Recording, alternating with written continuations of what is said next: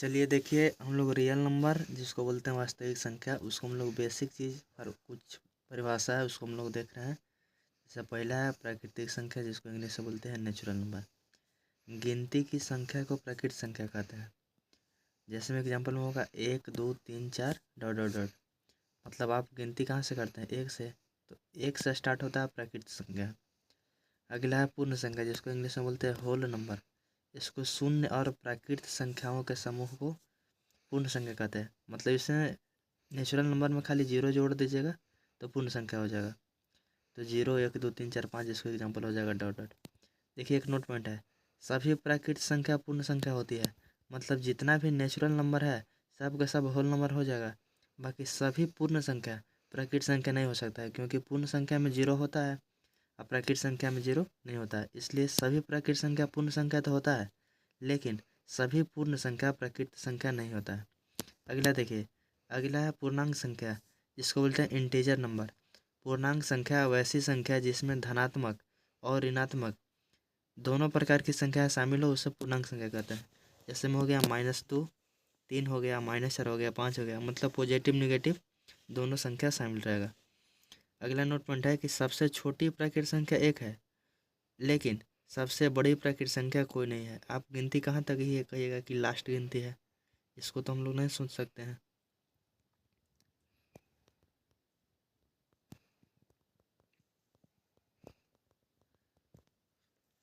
सम संख्या, जिसको बोलते हैं इवन नंबर, वैसी संख्या जो 2 से पूरा पूरा विभाजित हो उसको बोलते हैं इवन नंबर। जैसे 2 तो 2 से कट जाएगा एक बार में, 4 भी कट जाएगा 2 से 2 बार में, 6 भी कट जाएगा 2 से 3 बार में। मतलब जो 2 से पूरा पूरा कोई भी संख्या अगर भाग लग जाता है तो उसको हम लोग बोलते हैं इवन नंबर, सम संख्या बोलते हैं। अगला है विषम संख्या, ऑड नंबर। वैसी संख्या जो 2 से पूरा पूरा विभाजित ना हो। जैसे 1 के आप 2 से भाग लगाइएगा तो ये 1.5 हो जाएगा, 0.5 है। 3 को आप 2 से भाग लगाइए तो शेष 1 बचेगा। अब 5 को 2 से भाग लगाइएगा तो शेषफल 2 बचेगा। 7 को लगेगा तो 1 बचेगा। मतलब जो 2 से पूरा पूरा नहीं कटता है उसको बोलते हैं हम लोग विषम संख्या। अगला है आभास संख्या, जिसको बोलते हैं प्राइम नंबर। वैसी संख्या जो एक या खुद को छोड़कर किसी दूसरी संख्या से विभाजित ना हो उसे बोलते हैं प्राइम नंबर। जैसे में 2 हो जाएगा, 2 है 1 से कटेगा, 2 से कटेगा। 3 भी है 1 से कटेगा, सिर्फ 3 से कटेगा। 5 है सिर्फ 1 से कटेगा और 5 से कटेगा।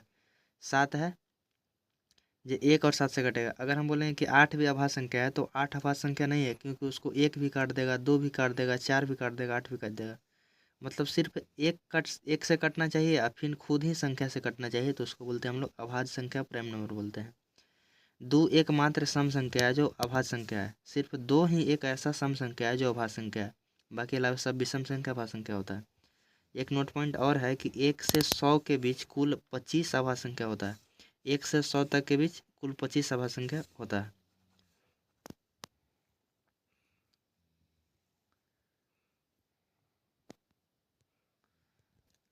सभी प्राकृतिक संख्या और पूर्ण संख्या पूर्णांक संख्या होती है।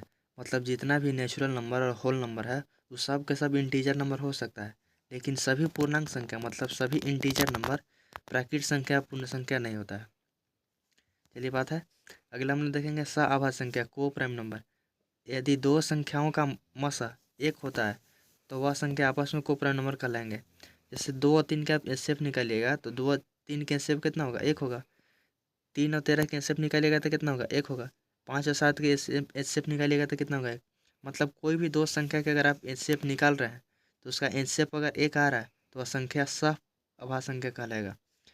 आभाज्य संख्या के अधिकतम 2 फैक्टर मतलब गुणनखंड और न्यूनतम भी 2 फैक्टर हो सकता है। ये नोट पॉइंट हो गया। अगला नोट पॉइंट, किसी संख्या के अधिकतम 2 गुणनखंड है तो वह आभाज्य संख्या होगा। मतलब अगर कोई भी संख्या के अगर 2 को गुणनखंड हो रहा है तो आभाज्य संख्या है। अगला कंपोजिट नंबर, जिसको बोलते हैं यौगिक संख्या या समझिए कि भाज्य संख्या।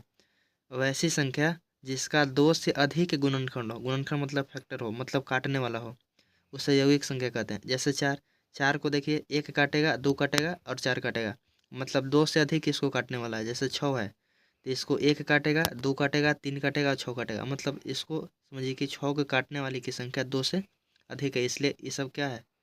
यौगिक संख्या है, भाज्य संख्या है। देखिए नोट पॉइंट है कि सबसे छोटी भाज्य संख्या 4 है और सबसे छोटी विषम भाज्य संख्या 9 है और सबसे छोटी सम भाज्य संख्या 4 है। मतलब सबसे छोटी भाज्य संख्या, मतलब 4 से पहले कोई भाज्य संख्या है ही नहीं है। मतलब सबसे छोटा भाज्य संख्या कौन है? तो 4 है। सबसे छोटी समभाज्य भी संख्या भी 4 है। सबसे छोटी विषम भाज्य संख्या 9 है। अगला है जुड़वा भाज्य संख्या, जिसको बोलते हैं ट्विन प्राइम नंबर। वैसी अभाज्य संख्या जिसके बीच केवल एक भाज्य संख्या हो, उससे बोलते हैं जुड़वा भाज्य संख्या। जिसमें एग्जाम्पल में हम लिखे हैं जैसे 29 और 31। अब बताइए कि 29 और 31 के बीच क्या को भाज्य संख्या है? तो सिर्फ एक है, एक 30 है। मतलब किनारे किनारे रहना चाहिए भाज्य संख्या, अभाज्य संख्या, और बीच में रहना चाहिए भाज्य संख्या। सिर्फ एक रहना चाहिए तो उसको बोलेंगे जुड़ा भाज्य संख्या।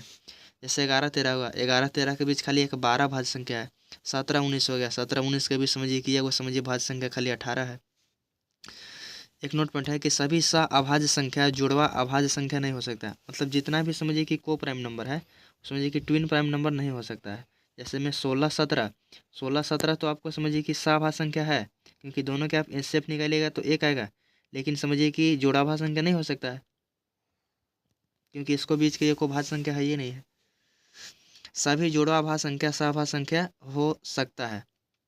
जैसे जितना भी समझिए कि जुड़ा भाज्य संख्या है, तो समझिए कि सब के सब सहभाज्य संख्या हो सकता है। क्योंकि सहभाज्य संख्या होगा, क्योंकि दोनों समझिए कि अभाज्य संख्या किनारे किनारे रहेगा, तो उसको तो हर हाल में इनसे समझिए कि एक होना ही है। अगला है परफेक्ट नंबर। यदि किसी संख्या n, मान के चलिए संख्या n है, के भाज्य को, मतलब भाज्य के आप गुणनखंड भी कर सकते हैं, क्या योग n के छोड़ के n के बराबर हो, तो वह n मतलब वह संख्या परफेक्ट नंबर कहलाएगा। जैसे एग्जाम्पल समझिए, जैसे 6 हो गया, 28 हो गया, 496 हो गया, 81-28 हो गया। जैसे देखिए 6 के काटने वाला कौन कौन है? 1 है, 2 है, 3 है, और खुद 6 भी है। बाकी 6 के छोड़ देना है। 6 के छोड़ के मतलब खुद संख्या के छोड़ के अगर समझिए कि सब के सब फैक्टर का योग n मतलब संख्या के बराबर आ जाता है, तो समझिए कि परफेक्ट नंबर होगा। जैसे 3 है, 2 5, 1 6, 6 के बराबर आ जाए तो परफेक्ट नंबर। जैसे 28 के देखिए, इसको काटने वाला कौन कौन है? 1 है, 2 है, 4 है, 7 है, 14 है। तो अगर सबके जोड़ के मतलब 28 भी काटने वाला, बाकी 28 को छोड़ देना है। उसको छोड़ के अगर जोड़ला के बाद मतलब n मतलब 28 के बराबर आ जाता है, तो संख्या परफेक्ट नंबर है। जैसे 14 और 7 21, 21 से 4 25, 25 से 2 27, 27 से 28, 28 के बराबर आ जा रहा है, तो 28 एक समझिए कि परफेक्ट नंबर है। कि एक और भी देखिए जांचने का तरीका है कि किसी परफेक्ट संख्या n के भाजकों तथा स्वयं n के व्युत्क्रम का योगफल हमेशा 2 होता है। जैसे देखिए 6 के समझिए कि फैक्टर क्या होता है? 1 होता है, 2 होता है, 3 होता है, 6 होता है। तो सब के आप क्या कीजिए कि एक मतलब व्युत्क्रम मतलब उल्टा कीजिए। जैसे 1 के कीजिएगा तो 1 होगा, 2 के कीजिएगा तो 1/2, 3 के व्युत्क्रम कीजिएगा तो 1/3, 6 के कीजिएगा तो 1/6। एलसीएम लेंगे तो कितना हो जाएगा? 6। तो ये हो जाएगा 6 बार में, ये हो जाएगा 2 3 6 3 बार में, 3 दूनी 6 2 हो जाएगा, 6 का 6 1 हो जाएगा। 6 3 9, 9 2 11, 11 1 12, 12 बटा समझिए कि 6 करेंगे तो 2। हमेशा अगर 2 आ जाता है तो ऐसे भी आप चेक कर सकते हैं कि परफेक्ट नंबर है। अगला देखिए रियल नंबर है, जिसको बोलते हैं वास्तविक संख्या। वैसी संख्या जिसमें परमेय और अपरमेय दोनों प्रकार की संख्या शामिल हो, उससे बोलते हैं वास्तविक संख्या। जिसमें 0 1 2 6/5 √2 √7, मतलब परमेय दोनों आना चाहिए। देखिए अगला है रियल नंबर, मतलब वास्तविक संख्या के प्रकार। तो वास्तविक संख्या 2 प्रकार का होता है, पहला परमेय संख्या, दूसरा अपरमेय संख्या, रेशनल नंबर, इरेशनल नंबर। तो देखिए परमेय संख्या हम लोग किसको बोलते हैं? वैसी संख्या जिसे p/q के रूप में लिखा जा सकता है, और साथ ही साथ q बराबर नोट 0। मतलब समझिए कि जो q है, मतलब समझिए कि हर है, उस समझिए कि 0 नहीं होना चाहिए। जैसे में 0/1 लिख सकते हैं, -1 हो गया, समझिए कि 1 हो गया, 2 हो गया, √9 हो गया, √4 प्लस छोटेगा। मतलब अगर कोई संख्या के अगर वर्गमूल भी पूरा पूरा निकल जा रहा है, तो उसको भी समझिए कि परमेय संख्या ही हम लोग बोलेंगे। जैसे इसको और भी एग्जाम्पल लिख सकते हैं, जैसे 8 लिख रहे हैं, बाकी यहाँ घनमूल चगा दे रहे हैं। घनमूल का मतलब समझिए कि 3 में से को बाहर निकलेगा, तो इसको भी समझिए कि आप 2 ही कर सकते हैं। मतलब संख्या का कोई पूरा पूरा वर्गमूल भी निकल रहा है, तो वह परमेय संख्या ही होगा। अगला अपरमेय संख्या। वैसी संख्या जिसे p/q के रूप में नहीं लिखा जा सकता है, उसे अपरमेय संख्या कहते हैं। जैसे √2 √3, 2 √3, 5 प्लस √7, ये सब संख्या ऐसा है जिसको समझिए कि पूरा पूरा वर्गमूल नहीं निकलता, तो उसको बोलेंगे अपरमेय संख्या। नोट पॉइंट देखिए, सभी प्राकृत संख्या, पूर्ण संख्या तथा पूर्णांक संख्या परमेय संख्या होता है, लेकिन सभी परमेय संख्या प्राकृत संख्या, पूर्ण संख्या और पूर्णांक संख्या नहीं होता है।